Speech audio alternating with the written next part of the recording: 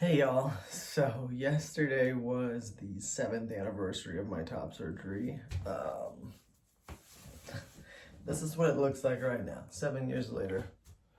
My scars completely white and faded on both sides.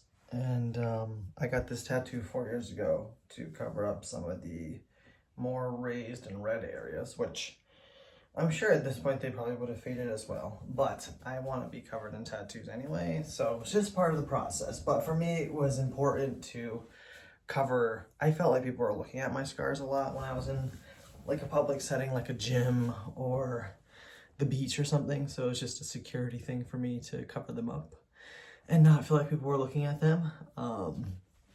But yeah, I felt it hard to talk about this yesterday because we woke up to the election news here in the US, and it was a very interesting parallel to think here is the anniversary of like the most life-saving gender affirming day of my life, and I also wake up to the news that my country is trying to take 7,000 steps backwards, that my country doesn't care enough about my humanity, and it was hard. There was a lot of thoughts, like, do we leave the country? Like, what do we do? Like, we're a queer family, and first thing he's coming for is that. Anyway, I'm not going to get into that because I don't want to think about it. It was just a hard day, and I wanted to at least talk about my top surgery because that was one of the most life-changing days for me. Like, I truly, got to start living, on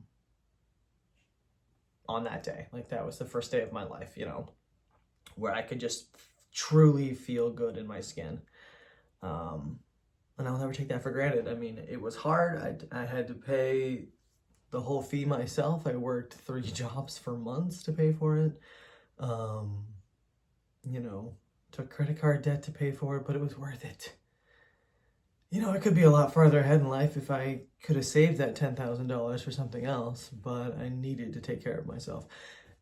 And yeah, I'm just forever grateful for the people my friends Michelle and Eric, who took me there to surgery, who took care of me afterward, let me stay in their house for like 3 weeks post-op while I recovered. And I'm so thankful to all the people that donated to my fundraiser back then. I had, I think, at least $3,000 that was people wanting to help me, which was super helpful because at the time I had about 4 months to make all the payments. I had to be paid in full by the time my surgery came around.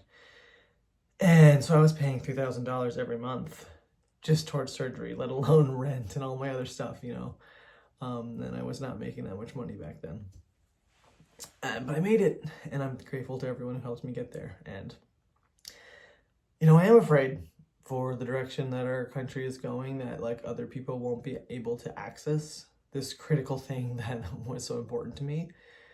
And so it's just that juxtaposition of my top surgery anniversary being the day that we find out the results, it just really is interesting. I'm never going to be able to forget it now because I have a weird thing with numbers, of course, that I'm going to remember the date of everything. But I can't understate how important top surgery was. I couldn't leave my house before I had this surgery. I showered in the dark with my eyes closed. I truly have felt so much freedom because of it. And yeah, so anyway, I've got to jet out because I got to meet my dad to borrow his truck so that we can pick up a box spring for our mattress because we've been sleeping on the floor since May. And we like to at least get a little bit off the ground. So that's my task for the day. And also babysitting my niece for a little bit, working on the church. So just life goes on. Life goes on. And yeah. So happy surgery anniversary to me, and hope you all are having a good week, and I'll talk to you next time.